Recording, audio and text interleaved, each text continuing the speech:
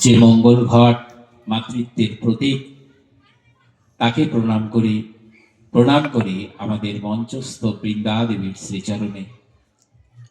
মঞ্চে উপবিষ্ট আমাদের গিরিধারী আশ্রমের সেবায় পূজ্যপাদ শ্রী ইন্দ্রজিৎ চক্রবর্তী জানার চরণে আমার প্রণাম। এবং আজকের এই মঞ্চে বসে আছেন আমাদের স্বামীজি দয়ানন্দ সরস্বতী দাদা, ওনাকে আমার শ্রী গুরু জয়ের সম্ভাষণ সহ শ্রদ্ধা ভালোবাসা নিবেদন করছে। এবং আমাদের মঞ্চে গোবিন্দপুর উত্তর পূর্বাঞ্চল শাখা সংঘের প্রধান কর্মী আমাদের দাদা বসে আছেন এবং দীপেন দা বসে আছেন। ওনাদের সহ আজকের এই গোবিন্দপুর পূর্বাঞ্চল শাখার সঙ্গে সমস্ত গুরু ভ্রাতা ভগ্নী মায়েরা, দাদারা, ভাইয়েরা, আমি প্রত্যেকের হৃদয়ে অবস্থিত গুরু ব্রহ্মের শ্রীচরণে আমার প্রণাম এবং প্রত্যেককে শ্রী গুরু জয়ের সম্ভাষণ। আমাদের এই মাইকের আওয়াজ যতদূর যাচ্ছে, যারা এই ধর্ম কথা শ্রবণ করছেন, প্রত্যেককেই আমার শ্রী গুরু জয়ের সম্ভাষণ। আজকের মহতী ধর্মসভা ৩৮তম বাৎসরিক মিলন উৎসবের এই ধর্ম সভার একটি মাহাত্ম্য আছে, গুরুত্ব আছে। যে ধর্মসভা না করলে উৎসবের পূর্ণতা লাভ হয় না।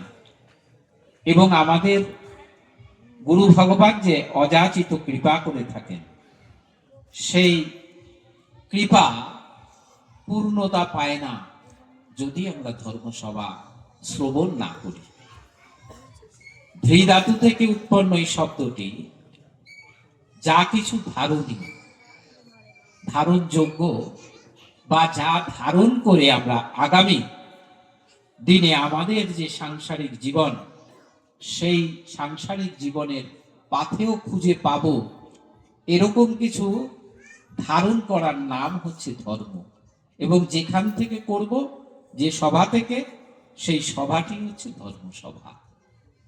তা এই মহতী ধর্মসভার আজকের প্রতিপাদ্য বিষয়টি হলো দীক্ষা, যা গতকাল আপনাদের এখানে প্রদান করলেন শ্রী গুরু ভগবানের, যিনি কৃপাধন্য। এবং শ্রী গুরু ভগবান নিজেও ওনার একটা ডাক নাম দিয়েছিলেন, খুব আদরের নাতি ছিল তিনি। গুরু ভগবান ওনাকে ডাকতেন নচিকেতা বলে। নচিকেতা শব্দেরও একটি অর্থ আছে, জানেন তো? এবং গুরু ভগবান এই নামটি আপনাদের সামনেই বসে আছেন আমার দাদা ইন্দ্রজিৎ চক্রবর্তী দাদা, ওনাকে এই নামে ডাকতেন। তিনি আজকের এই সভা পরিচালক এবং তিনি গতকাল আপনাদের এখানে দীক্ষা প্রদান করেছেন। আমরা অত্যন্ত পুণ্যবান, ভাগ্যবান। আগের দিনই বলেছিলাম যে আমরা ওনার দ্বারা দেয়া মন্ত্রের মধ্য দিয়ে আমরা গুরুদেবের সাধন ভজন লাভ করছি, এর জন্যই আমরা ভাগ্যবান। এটি আমি আসবো পরে। অনেক প্রশ্ন, আমি কালকে দীক্ষা সম্বন্ধে দু একটি কথা বলেছিলাম, তারপরে অনেক প্রশ্ন এসে হাজির। কে দীক্ষা দিতে পারেন শ্রীগুরুর সঙ্গে, এরকম কিছু প্রশ্ন এসে সেখানে হাজির হয়। তাই আজকে সেই প্রতিপাদ্য বিষয়টিও হলো দীক্ষা। তাহলে প্রথমে হচ্ছে দীক্ষা কি, আমাদের জানতে হবে দীক্ষা কি। দীক্ষা কে দিতে পারে, তারপরের প্রশ্ন। এই জিনিসগুলো জানতে হবে, না জানলে আমরা কিন্তু দীক্ষা সম্বন্ধে আমরা সচেতন হতে পারবো না। যে আমরা যার কাছ থেকে দীক্ষা গ্রহণ করলাম, তিনি কি প্রকৃতই দীক্ষা দিতে পারেন, এটা আমরা বুঝতে পারবো না। বা অন্যের যদি প্রশ্নের মুখে আমরা পড়ে যাই যে যার কাছ থেকে দীক্ষা নিয়েছেন সেটি সঠিক দীক্ষা হয়নি। তাহলে প্রথমেই আসি, দীক্ষা কি। দীক্ষা যে শব্দটি, সেটি হলো দয় দীর্ঘী হিয় আকার, দীক্ষা। এই হচ্ছে ভগবানের অহৈতুকী কৃপা লাভ, দয়া লাভ, এবং দৈব অপ্রাকৃত কৃপা হচ্ছে দি। দৈব যদি কৃপা হয় তাকে বলা হয় দি। আর খা গুরু ভগবানের কাছে, সদ্গুরু ভগবানের কাছে যখন আমরা দীক্ষা প্রাপ্ত হই, তখন আমাদের পূর্বে যত জন্ম আমরা লাভ করেছি সেই জন্মের যে পাপ এবং এই জন্মের পাপ, এত জন্মের যে সমস্ত পাপ, সেই পাপের ক্ষমা করেন গুরু ভগবান। বুঝতে পারছেন তো, না একটু কঠিন লাগছে? দি হচ্ছে দৈব কৃপা, দৈব শিক্ষা, অপ্রাকৃত, অহৈতুকী, এ হলো দি।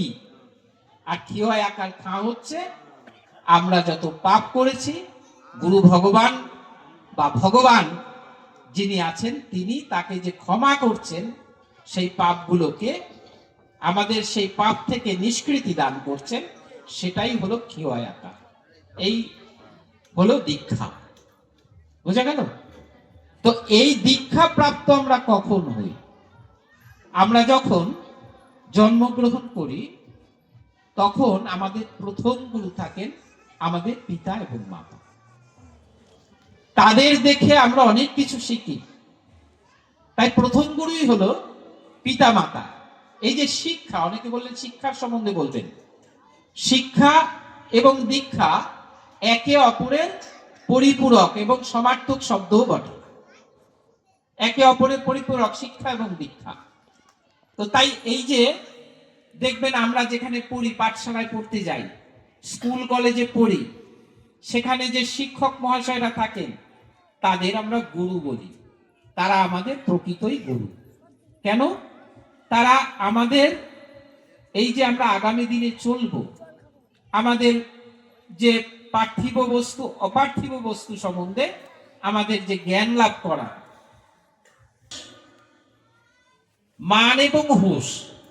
মান শব্দের অর্থ পৃথিবী এবং হুঁশ হচ্ছে এই পৃথিবী সম্পর্কে যে সাম্যক জ্ঞান সে যার আছে সেটাই হচ্ছে হুঁশ।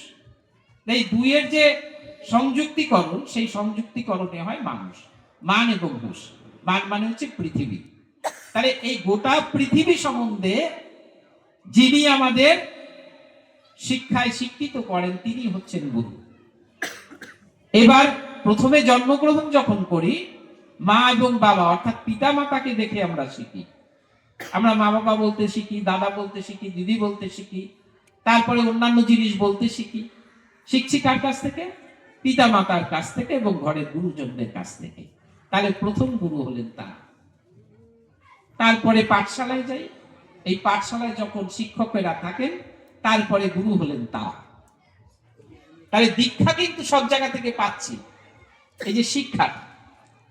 এবার আমাদের যেটা ধর্মীয়, আমাদের ধর্মের যে ব্যাপার আছে, আমরা ধর্মীয় ভাবে চলবো, ধর্মকে মেনে চলবো, ওই যে ধী ধাতু থেকে যা উৎপন্ন, এটা করতে গেলে আমাদের যে দৈব শিক্ষা বা অপ্রাকৃত শিক্ষা, সেটা যেখান থেকে আসবে, যিনি দেবেন তিনি আমার গুরু, আর আমি যার কাছ থেকে এই জিনিসটা নেব, এটাই হলো দীক্ষা।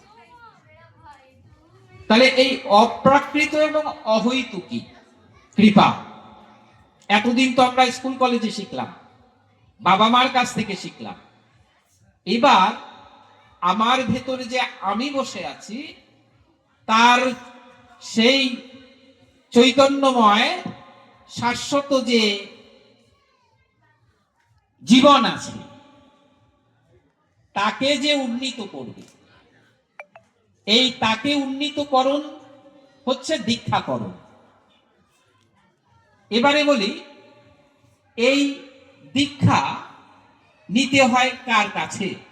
শ্রী ভগবান বললেন তোমাকে সম্প্রদায়ভুক্ত হতে হবে। তুমি যদি কোনো সম্প্রদায়ভুক্ত না হও তাহলে তুমি দীক্ষা গ্রহণের অধিকারী নও। সেই সম্প্রদায়ের কাছ থেকে যদি তুমি দীক্ষা নাও তাহলে তুমি দীক্ষার অধিকারী, প্রকৃত অধিকারী হতে পারবে এবং দীক্ষা নিলে সেই দীক্ষা সঠিক দীক্ষা হবে। তাহলে জানতে হবে এই সম্প্রদায় কি। শ্রী ভগবান এই সম্প্রদায় সৃষ্টি করলেন। সেই সম্প্রদায় হচ্ছে চারটি।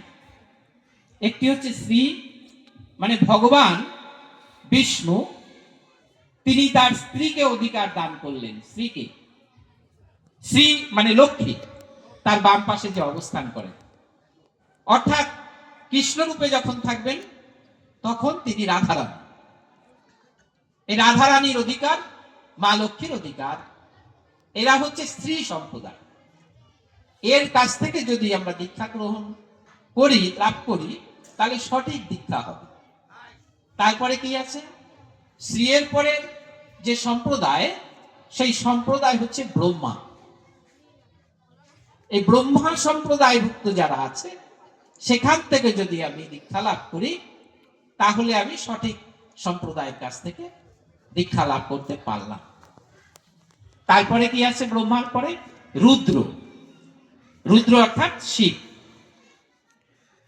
এবার শিবকে ভগবান অধিকার দিলেন দীক্ষা দেওয়া, যেমনি লক্ষ্মীকে অধিকার দিয়েছিলেন, ব্রহ্মাকে অধিকার দিয়েছিলেন, তেমনি শিবকে অধিকার দিলেন স্বয়ং ভগবান। তিনি দীক্ষা দিতে পারেন। রুদ্র, রুদ্র সম্প্রদায়, অর্থাৎ শৈব মন্ত্রে যে দীক্ষাটা দেবে শিব মন্ত্রে, তারা হলেন শৈব, এবং সঙ্গে শক্তিও শিবের সঙ্গে শক্তি যুক্ত আছে। শিব এবং শক্তি এই মন্ত্রে, এরা হলেন একটি সম্প্রদায়। তাহলে তিনটি হয়ে গেল, শ্রী, ব্রহ্মা, রুদ্র। তারপরে কে? সনক, সনক সম্প্রদায়। সনকাদি চার পুত্র যে ছিলেন, শ্রীমদ্ ভাগবতে দেখবেন, ঠিক আছে? সেই সনক সম্প্রদায় তারা দীক্ষা দিতে পারত। তাহলে এই যে চার সম্প্রদায়, শ্রী, ব্রহ্মা, রুদ্র, সনক, এই চার সম্প্রদায় যে মূল একত্রীকরণ করতে পারেন এরকম গুরু হলেন সদ্গুরু ভগবান, শ্রীগুরু ভগবান শ্রী শ্রীমৎ দুর্গা প্রসন্ন পরমহংসদেব। তার জন্যই তার শ্রীচরণে যখন প্রণাম করা হয়, ওম গুরু ব্রহ্মা গুরু বিষ্ণু গুরুদেব মহেশ্বর গুরুরেব পরম ব্রহ্ম তস্মৈ শ্রী গুরবে নমঃ। তিনি ব্রহ্মা, বিষ্ণু, মহেশ্বরের তিন রূপের যে একত্রীকরণ, উজ্জ্বল রূপ, এবং সঙ্গে শ্রী যিনি আছেন, সবই তার মধ্যে আছেন, সনকাদিও আছেন। তাই তিনি পারতেন, একমাত্র দুর্গা প্রসন্ন পরমহংসদেব পারতেন শৈব মন্ত্রে দীক্ষা দিতে, শক্তি মন্ত্রে দীক্ষা দিতে, বৈষ্ণব মন্ত্রে দীক্ষা দিতে। এক একজনকে এক এক রকম দীক্ষা তিনি দিয়েছিলেন। তাহলে কত বড় গুরুর শ্রীচরণে আমরা এসে পড়েছি। এবার আসি যে তাহলে দেখুন, এই যে গুরুবাদ, এখানে একটু জানতে হবে। নৈমিষারণ্যে 60,000 মুনি ঋষি যখন সমস্বরে ঊর্ধ্ববাহু হয়ে যখন ধ্যান শুরু করলেন, প্রার্থনা শুরু করলেন শ্রী ভগবানের, তখন শ্রী ভগবান প্রকট হলেন ব্যাসরূপে। এই হলো গুরুবাদের শুরু। গুরুবাদের শুরুটা জানতে হবে তো, কবে থেকে গুরুবাদ শুরু হলো, এগুলো জানতে হবে। আমার শ্রীগুরুর সঙ্গে সব আছে। আমার শ্রীগুরুর সঙ্গে বিশ্ব ব্রহ্মাণ্ডে যা আছে, আমার শ্রীগুরুর সঙ্গে তাই আছে। শুধু একটু খুঁজে নিতে হবে আপনাকে, তাহলে এই প্রশ্নগুলো নিরসন হবে। কে দীক্ষা দিতে পারে, গতকাল যিনি দীক্ষা দিলেন তিনি দীক্ষা দেওয়ার অধিকারী কিনা, এবার চলে আসি অধিকারী কিনা, কে দীক্ষা দিতে পারে। এত সহজ নয়। তাহলে শ্রীগুরুর সঙ্গে গুরুদেব বলে যেতেন, সংযুক্ত ভারতবর্ষে গুরুদেব যখন সংযুক্ত ভারতবর্ষ ছিল, পূর্ব পাকিস্তান থেকে শুরু করে ভারত একসঙ্গে সংযুক্ত ছিল, তখন গুরুদেব নিজে দীক্ষা প্রদান করতেন। এবার প্রশ্ন হচ্ছে, অনেকটা শুনলাম যে কুলুগুরু ইত্যাদি ইত্যাদি, সদ্গুরু কুলুগুরু, গুরুদেব সদ্গুরু কুলুগুরুর কাছ থেকে দীক্ষা নিয়েছেন। আর তিনি, তার জন্ম, তিনি স্বয়ং ভগবান। এগুলো হচ্ছে আমরা লোকচক্ষুতে দেখি বলে তিনি একজনের কাছে দীক্ষা নিলেন,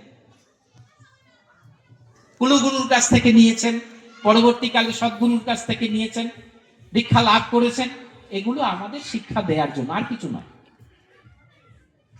এবং তিনি স্বয়ং ভগবান বলে, ভগবান যেমন 4টি শ্রেণীকে, 4টি সম্প্রদায়কে দীক্ষার অধিকার দিলেন, স্ত্রী, ব্রহ্মা, রুদ্র, সনক, তেমনি তিনি নিজের অধিকারেও রাখলেন। তিনি নিজে দীক্ষা দিতে তো পারেনি, এই তিনি নিজেও রাখলেন। তাই তিনি ব্যাসদেব রূপে দীক্ষা দিলেন, নিজের অধিকারেও দীক্ষাটা রাখলেন। এবারে আপনারা দেখবেন, এই যে রুদ্র কে? শিব। আপনারা গুরু গীতায় যে গুরু গীতা পাঠ করেন, সেটা গুজ্জাতি গুজ্জ যে কথা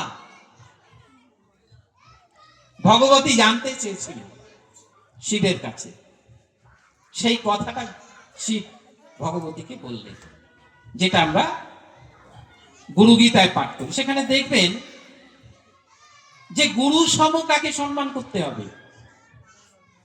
গুরু পুত্র, পুত্রাদি পরিবার, যদি তারাও না থাকেন, তাহলে মাতুলালয়ের যারা থাকবে তাদের গুরু সম সম্মান করতে হবে।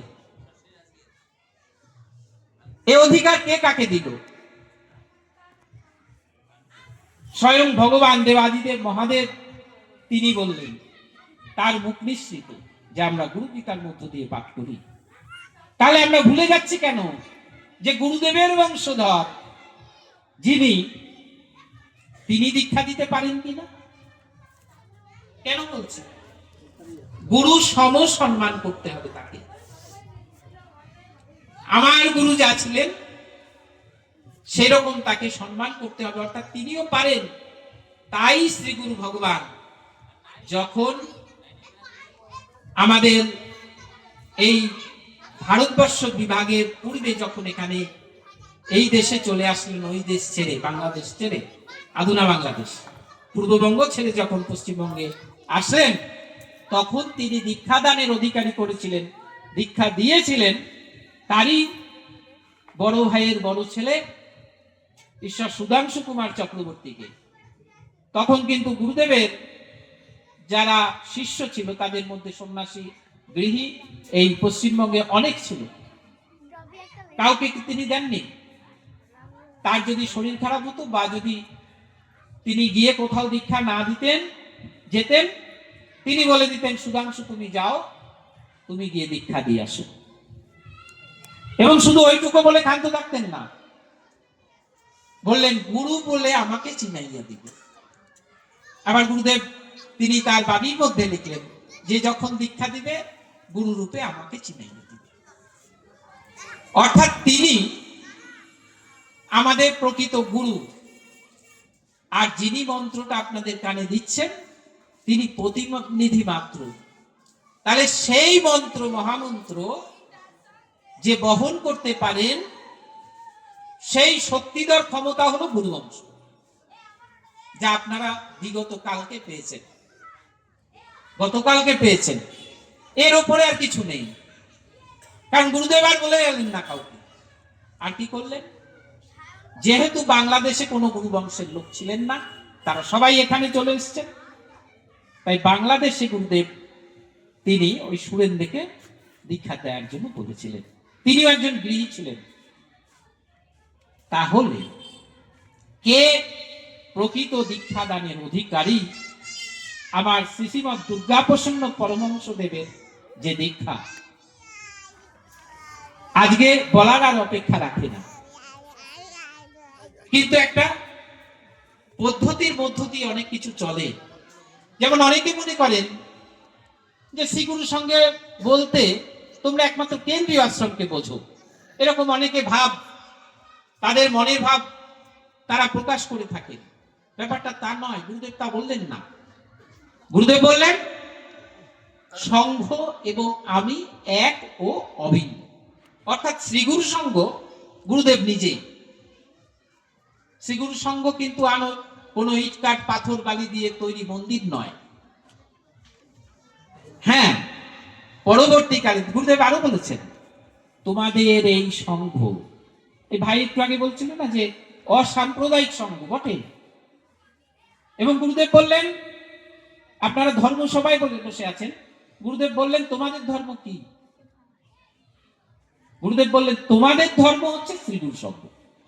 দেখুন, আমরা হিন্দু, খ্রিস্টান, জৈন, মুসলিম ইত্যাদি ধর্মের নাম শুনেছি।